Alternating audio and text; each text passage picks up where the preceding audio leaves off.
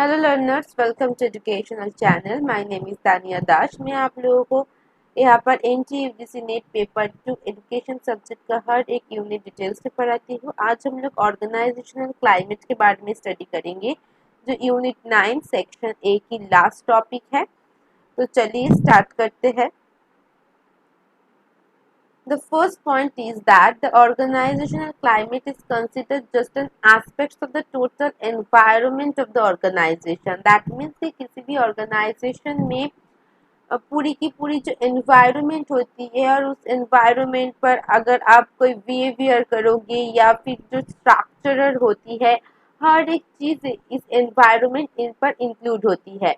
तो पूरी ऑर्गेनाइजेशन पर हर एक एस्पेक्ट्स को देखते हुए जो एनवायरनमेंट होती है, उस टोटल एनवायरनमेंट को हम ऑर्गेनाइजेशनल क्लाइमेट कहते हैं। ठीक है, ऑर्गेनाइजेशनल एनवायरनमेंट आपकी जैसा होगा, ऑर्गेनाइजेशनल क्लाइमेट भी वैसा होगा। दैट मीन्स अगर आपकी जो लीडर है, जो स्टाफ मेंबर है, उसके बिहेवियर जैसा होगा, जिस तरीके से वो कम्युनिकेट करेंगे, जिस तरीके से वो काम करेंगे, उन सभी चीज़ों को मिलाकर एक एनवायरनमेंट क्रिएट करते हैं। तो उस एनवायरनमेंट को ही हम ऑर्गेनाइजेशनल क्लाइमेट कहते हैं। ठीक है, इस ऑर्गेनाइजेशनल क्लाइमेट पर बेसिकली 6 डायमेंशन होती है।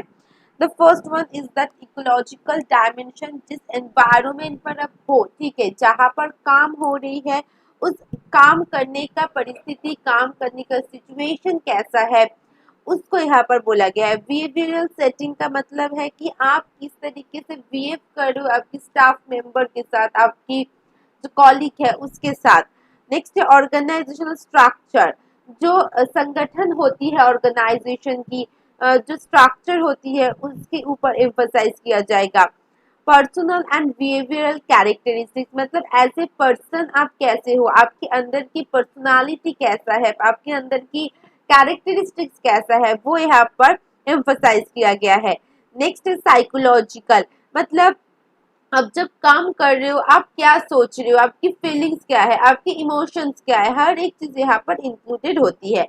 तो देखिए, ऑर्गेनाइजेशनल क्लाइमेट का मतलब सिर्फ परिस्थिति नहीं है। ठीक है, परिस्थिति के अंदर कुछ एस्पेक्ट्स होती है, कुछ डायमेंशन होती है, चाहे वो बिहेवियर हो, चाहे वो कम्युनिकेशन हो, चाहे वो ऑथराइज्ड हो, चाहे वो साइकोलॉजिकल चीज हो, चाहे वो आपकी पर्सनालिटी हो, चाहे वो आपकी कैरेक्टरिस्टिक्स हो, आपकी इमोशन हो, हर एक चीज के साथ हमारी एनवायरनमेंट जुड़ी हुई है। तो इस एनवायरनमेंट को ही हम एक टर्म दे दिया है यहाँ पर, जो कि ऑर्गेनाइजेशनल क्लाइमेट है। ठीक है, नेक्स्ट देखिए, एब्स्ट्रैक्ट एंड इंटेंजिबल कंसेप्ट। तो कुछ कैरेक्टरिस्टिक्स होती है ऑर्गेनाइजेशनल क्लाइमेट की। The first characteristics is that it has a abstract concept, it has a intangible concept. Why it has the intangible and abstract concept? Because we cannot measure up in a quantitative way. ठीक है, organisational जो climate होती है उसको हम quantitative वे में major नहीं कर सकते। क्यों मेजर नहीं कर सकते, क्वेश्चन आ रही है, क्यों हम लोग क्वांटिटेटिव में इसको मेजर नहीं कर सकते? क्योंकि देखिए, अगर हम लोग एजुकेशन एस्पेक्ट से समझेंगे तो एक एजुकेशनल ऑर्गेनाइजेशन पर टीचर एंड स्टूडेंट के बीच में कम्युनिकेशन होगा। ठीक है, टीचर एंड स्टूडेंट, ठीक है, दोनों के बीच में कम्युनिकेशन होगा। टीचर के बीच में कम्युनिकेशन होती है, राइट। अब स्टूडेंट के बीच में कम्युनिकेशन होती है। तो यहाँ पर जो कम्युनिकेशन हो रही है दोनों के बीच में, ठीक है, तो यहाँ पर कम्युनिकेशन कहिए या फिर आपको आपकी जो स्टूडेंट्स की जो फीडबैक है, ठीक है, उनकी जो भी ऑटोनॉमी दिया जाता है, स्टूडेंट्स को जो फ्रीडम दिया जाता है, स्टूडेंट को जो ऑटोनॉमी दिया जाता है, इसको आप मेजर नहीं कर सकते, राइट। इसको आप क्वालिटी में डिस्क्राइब कर सकते हो कि किस तरीके का फ्रीडम, किस तरीके का कम्युनिकेशन हो रही है, इंटरपर्सनल कैसा कम्युनिकेशन हो रही है, उनका जो इंटरेक्शन है वो कैसा है, फीडबैक कैसे वो दे रही है, इसको हम क्वालिटेटिव में बता सकते हैं, मगर क्वांटिटेटिव में आप स्टैटिस्टिकल वे में उसको मेजर नहीं कर सकते। दैट वाइज ये जो ऑर्गेनाइजेशनल क्लाइमेट होती है, यहाँ पर आप उसको क्वांटिटेटिव में कभी भी मेजर नहीं कर सकते, हमेशा क्वालिटेटिव में इस कंसेप्ट को देखा जाता है।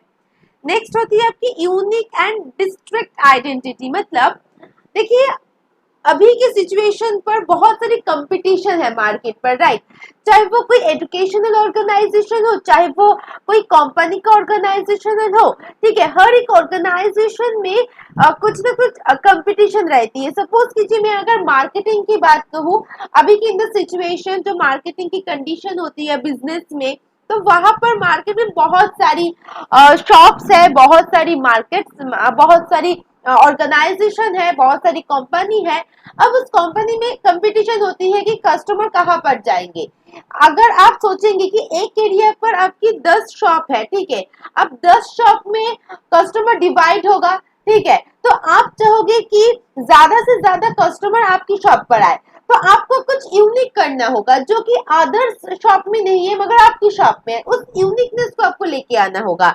That's why he stated that organizational climate gives us a distinct identity जो सभी के पास नहीं है, वो आपके पास है। To the organization, it explain how one organization different from others, ठीक है, ये explain करती है कैसे दूसरे से आप अलग हो।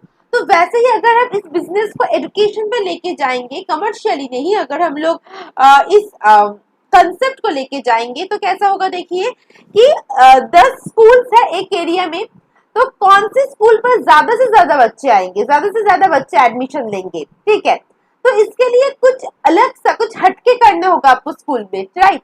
हटके का मतलब क्या है, यहाँ पर आपकी टीचिंग मेथड्स, आपकी टेक्नोलॉजी, पढ़ाने का तरीका, टीचर स्टूडेंट की कम्युनिकेशन, ये सारी चीज इतना बेहतरीन हो सके कि दूसरे जो स्कूल्स है वो आपके साथ कम्पीट ना कर पाए।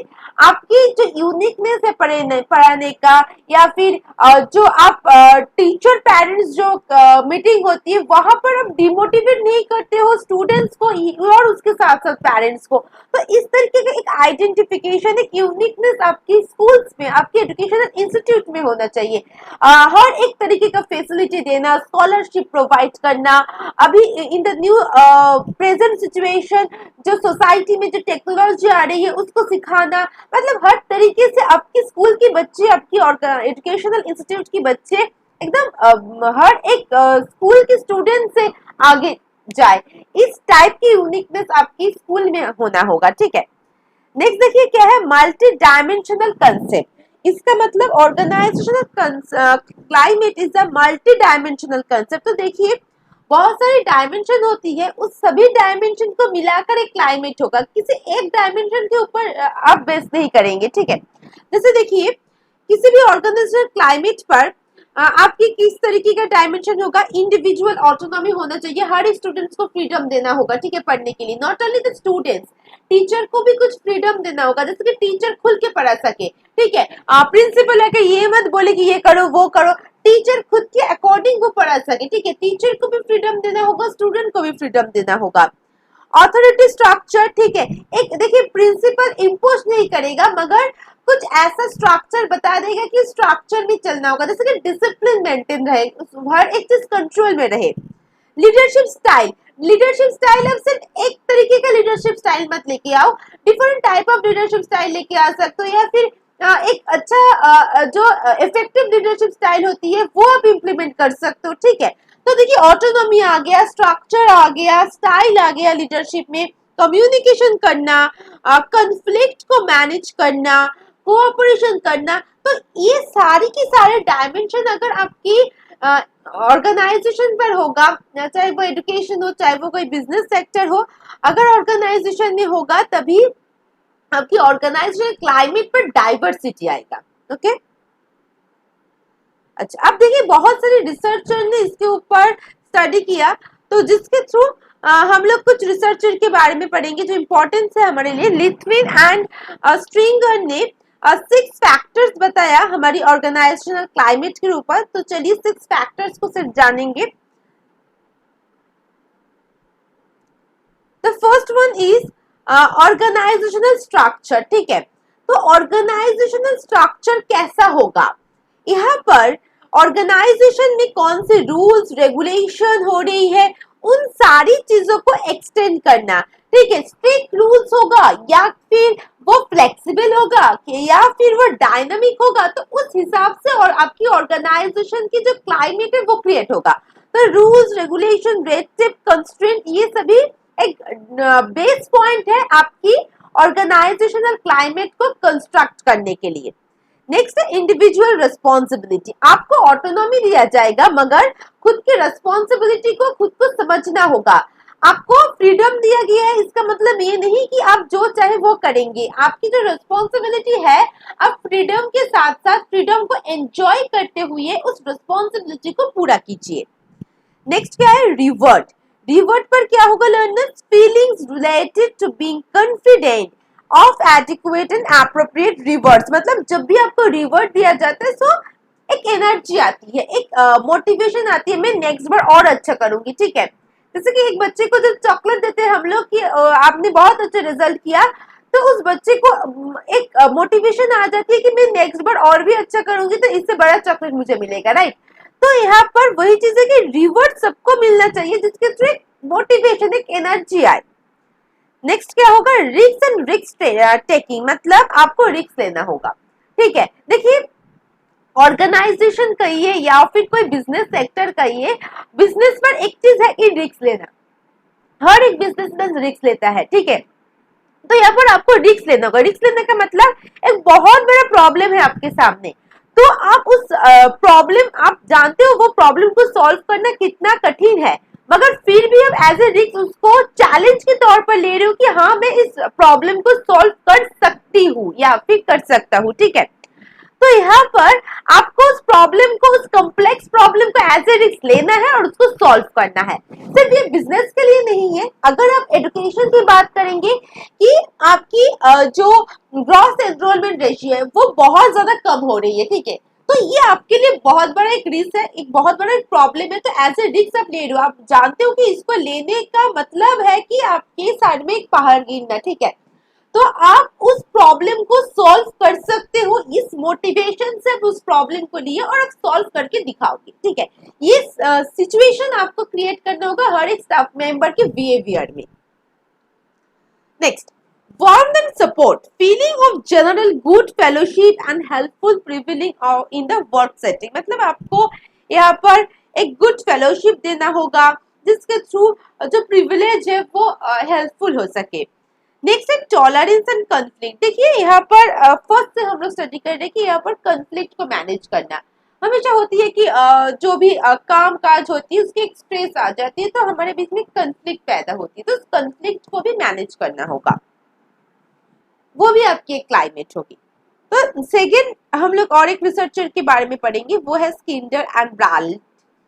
तो उनके हिसाब से जो फैक्टर्स है, चलिए वो देखते हैं। मैनेजमेंट सपोर्ट, वही चीज को थोड़ा सा घुमा फिरा के अलग सा नाम देके यहाँ पर क्रिएट किया है। देखिए मैनेजमेंट सपोर्ट, ठीक है, जो अथॉरिटी है, जो मैनेजर है, जो टॉप लेवल पर है, उसकी सपोर्ट की जरूरत है। दैट मीन्स लीडर की सपोर्ट की जरूरत है। ठीक है, लीडर रूल्स बनाएगा, रेगुलेशन बनाएगा, ये हम सभी जानते हैं। लीडर हुआ है इसलिए हुआ है कि रूल्स, रेगुलेशन, कंट्रोल, मेंटेनेंस ये सारी चीज कर सके, तो उनकी एक सपोर्ट जरूरी है। मैनेजमेंट की स्ट्रक्चर, स्ट्रक्चर का मतलब भी रूल्स, रेगुलेशन, अभी अभी हम लोग स्टडी किया। Concern for the new employees, मतलब देखिए यहाँ पर साइकोलॉजी भी है, राइट। फर्स्ट स्लाइड पर हम लोग स्टडी किए थे क्लाइमेट पर, हमारी जो लास्ट डायमेंशन है वो साइकोलॉजिकल डायमेंशन है। तो एज अ लीडर आपको सिर्फ रूल्स रेगुलेशन करना या फिर सपोर्ट करना नहीं है, आपको समझना होगा, you have to understand the feelings of your employer. ठीक है, फीलिंग्स का मतलब सच एज हिज और हर नीड्स और इंटरेस्ट, प्रॉब्लम, इमोशन, इन सभी चीजों को आपको समझना होगा, जो कि कहीं ना कहीं हमारी साइकोलॉजी से रिलेटेड है, राइट। नेक्स्ट है इंटर एजेंसी कॉन्फ्लिक्ट, मतलब कॉन्फ्लिक्ट को मैनेज करना होगा। एजेंट डिपेंडेंस, कुछ एजेंट के ऊपर भी आपको डिपेंड करना है। जनरल सेटिस्फैक्शन, मतलब जो भी काम करेगा वहां पर उसको सेटिस्फैक्शन मिलना चाहिए। हाँ मैं इस काम कर रही हूँ, ये वर्क है मेरा, ये रिस्पॉन्सिबिलिटी है, मैं खुशी से इस रिस्पॉन्सिबिलिटी को पालन करूंगी, इस खुशी से मैं इस ड्यूटी को फुलफिल करूंगी। तो आपके अंदर की सेटिस्फैक्शन होना जरूरी है। ठीक है, अब ऑर्गेनाइजेशनल क्लाइमेट को हम लोग कैसे इम्पैक्ट डालती है, ठीक है, हर एक जगह पर, उसको देखेंगे। फर्स्ट देखिए कैसे इन्फ्लुएंस कर रहा है organisational climate. Organisational climate influence to a great extent the performance of the employees, ठीक है। तो हर एक एम्प्लॉय की परफॉर्मेंस के ऊपर ये क्लाइमेट इम्पैक्ट डालती है। किसके ऊपर डालती है लर्नर्स? एम्प्लॉयज की परफॉर्मेंस के ऊपर। It is a major impact on motivation, ये मोटिवेशन देती है, जॉब सेटिस्फैक्शन देती है, क्योंकि हम लोग अभी अभी स्टडी किया कि ऑर्गेनाइजेशन क्लाइमेट पर आपकी रिवॉर्ड होगा, आपकी मोटिवेशन आएगी, यहाँ पर सपोर्ट होगा, साइकोलॉजिकल अंडरस्टैंडिंग होगी, तो यहाँ पर एक मोटिवेशन, एक जॉब सेटिस्फैक्शन आ जाती है। So here that's why stated that organizational climate influences on the performance of the employ. Organizational climate determines the work environment, work environment को भी ये डिटरमाइन करती है, because here include the authority structure, here include the leadership style. So organizational climate determines your work environment where employees work, and based on the work environment employee की satisfaction and dissatisfaction निर्भर करती है। Since satisfaction, अगर satisfaction determines की बात करेंगे तो यहाँ पर employee की efficiency होगा। तो यहाँ पर ऑर्गेनाइजेशनल क्लाइमेट एक ऐसा एनवायरनमेंट है जिसके थ्रू मोटिवेशन मिलेगा, जिसके थ्रू आपको सेटिस्फैक्शन मिलेगा, और यही सेटिस्फैक्शन, यही मोटिवेशन आपको प्रोडक्शन को इंक्रीज करने में मदद करेगा। क्लियर? तो चलिए अब इस इम्पैक्ट को हम लोग पॉइंट्स वाइज समझेंगे। फर्स्ट है कंस्ट्रेंट सिस्टम, ठीक है। इसका मतलब समझेंगे, कंस्ट्रेंट सिस्टम आपको पॉजिटिव भी हो सकती है, नेगेटिव भी हो सकती है, ठीक है। जैसे कि आपकी कोई एम्प्लॉयर है, ठीक है, जो बहुत अच्छा काम कर रहा है, तो आप उसको रिवॉर्ड दोगे, राइट। तो यहाँ पर आप किस टाइप की रिवॉर्ड दे रहे हो? पॉजिटिव अगर देंगे, ठीक है, तो वो और भी अच्छे से काम करेगा। आप उसके बिहेवियर के अकॉर्डिंग कुछ चीज बहुत ही बुरा कर रहे हैं और उस बिहेवियर को कंट्रोल करना है, तो आप क्या करो? नेगेटिव देंगे। तो यहाँ पर पॉजिटिव एंड नेगेटिव दोनों सेंस पर ये यूज होती है। This can done by the providing information to the employee about what kind of behavior will be rewarded, punished or ignored, ठीक है। आप कौन से बिहेवियर देंगे, कौन से बिहेवियर एम्प्लॉय कर रहे हैं, उस हिसाब से आप रिवॉर्ड भी देंगे, उस हिसाब से पनिशमेंट भी करेंगे या फिर इग्नोर करेंगे। Behavior can be influenced the varying degrees of rewards and punishment. Such a constraint system would influence the behavior of those people who are most interested in the specific values. मतलब हम लोग reward उसको ही देंगे जो कि interested हो, जो वो अच्छे से काम कर रहा है, ठीक है। नेक्स्ट है evaluation of self and others, मतलब खुद को पहले इवेल्युएट करो और दूसरों को भी इवेल्युएट करो। Organizational variables may affect the behavior through evaluation of self and other. In this evaluation process, both the psychological and physiological variables will be associated. Such evaluation will affect the human behavior. मतलब मैं suppose कीजिए मेरी emotions अगर balance नहीं है, मैं बहुत ज्यादा गुस्सा कर लेती हूँ, ठीक है, एम्प्लॉय के ऊपर, तो मुझे समझना होगा, ठीक है, खुद को समझना होगा, सेल्फ रियलाइजेशन करना होगा, मेरे इमोशन को कंट्रोल करना होगा। दैट मींस मैं सेल्फ इवैल्यूएट कर रही हूँ साइकोलॉजिकली। आप फिजियोलॉजिकली अगर मैं वीक हूँ तो उसको स्ट्रॉन्ग करना, ठीक है, तो ये भी एक खुद को ही इवैल्यूएट करना है। अब खुद को इवैल्यूएट करने के बाद आप एम्प्लॉय को, ठीक है, आपके अंडर में जितना भी एम्प्लॉय काम कर रहे हैं उसको भी इवैल्यूएट करो। जैसे कि अगर एजुकेशन ऑर्गेनाइजेशन की बात करेंगे तो टीचर खुद को इवैल्यूएट करेंगे, आप उसके साथ साथ जो स्टूडेंट्स हैं उसको भी इवैल्यूएट करेंगे, राइट। अब चलिए next, by acting as a stimuli, that means organizational factor influence करते हैं ह्यूमन बिहेवियर को स्टिमुली के साथ। मतलब as stimuli they influence individual arousal level which is an motivational variable। मतलब आप ऐसा कुछ स्टिमुलस प्रोवाइड करेंगे जिसके थ्रू स्टूडेंट्स या फिर आपके पास जो एम्प्लॉय है वो मोटिवेट होगा, जो कि कहीं ना कहीं ह्यूमन बिहेवियर को इन्फ्लुएंस करती है, ठीक है। Next, by helping individual to form a perception, मतलब ऑर्गेनाइजेशन की जो फैक्टर्स होती है वो बिहेवियर को इन्फ्लुएंस करती है by helping the individual in forming a perception. मतलब आप जो चीज जिस तरीके से, जिस पॉइंट ऑफ व्यू से देखेंगे उस हिसाब से परफॉर्म करेंगे, ठीक है। तो अगर सपोज कीजिए ऑर्गेनाइजेशन में कोई चेंजेस आई है तो उसको पॉजिटिव तरीके से आप लेंगे। तो आपकी परसेप्शन, आपकी पॉइंट ऑफ व्यू जैसा होगा, आपके बिहेवियर में, आपके कामकाज में वो वैसा ही मतलब प्रेजेंटेबल होगा, राइट। तो यहाँ पर आपको यहाँ पर परसेप्शन, खुद की परसेप्शन को ठीक करना है। आप जिस पॉइंट ऑफ व्यू से देखना चाहते हो उस पॉइंट ऑफ व्यू से देखेंगे और वही रिफ्लेक्शन आपकी परफॉर्मेंस पर आएगी। Thus, good organizational climate is instrumental to higher employee satisfaction, better human relation and higher productivity। देखिए यहाँ पर एज ए लीडर आप परसेप्शन करोगे इस तरीके से कि मुझे एम्प्लॉय के साथ एक अच्छा बॉन्ड बनाना है, उनको सेटिस्फाइड करना है।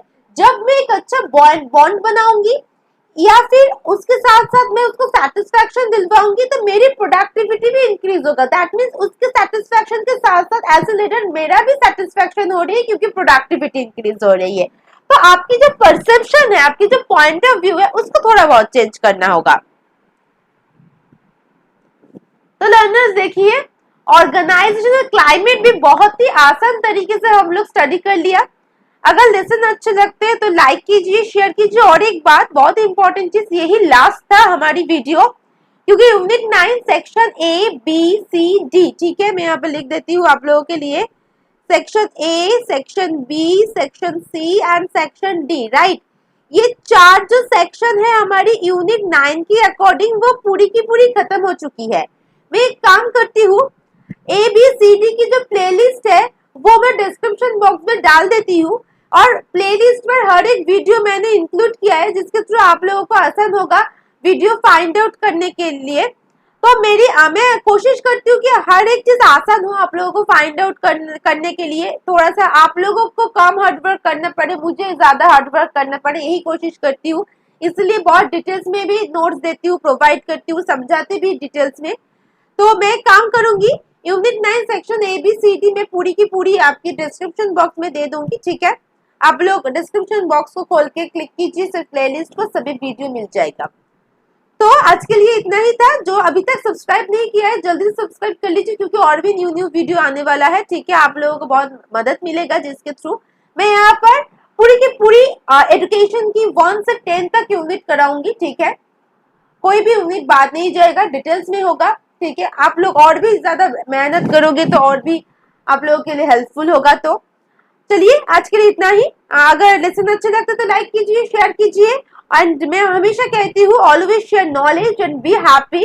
Thank you for listening me, bye bye.